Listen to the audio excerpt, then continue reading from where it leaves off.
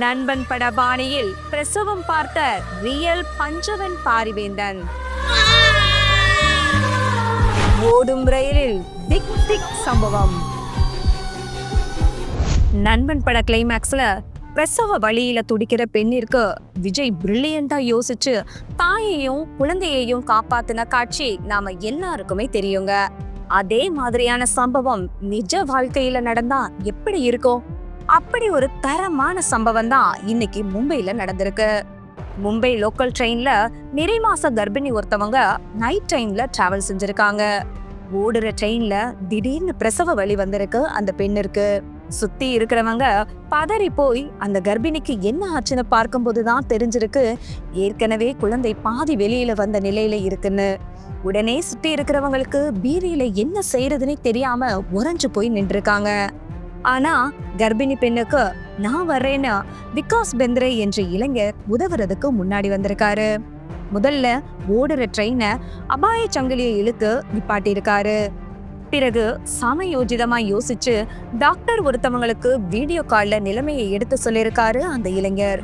உடனே டாக்டர் எப்படி பிரசவம் பாக்குறதுன்னு வீடியோ கால்ல சொல்லியிருக்காங்க. விகாஸ் பெந்திரே உள்ளுக்குள்ள பயம் இருந்தாலும் அந்த கர்ப்பிணியிடம் தைரியமா இருங்க, நான் பாத்துக்கிறேன், ஆல் இஸ் வெல்னு தைரியம் கொடுத்து குழந்தைய பாதுகாப்பா இந்த உலகத்துக்கு எடுத்துட்டு வந்தாரு.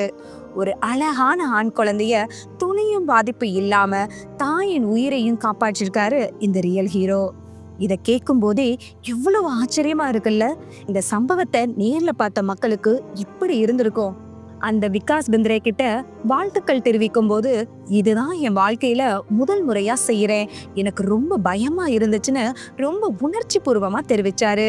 இந்த பெண்ணிற்கு ஏற்கனவே பிரசவ வலி ஏற்பட்டு ஒரு மருத்துவமனைக்கு போயிருக்காங்க.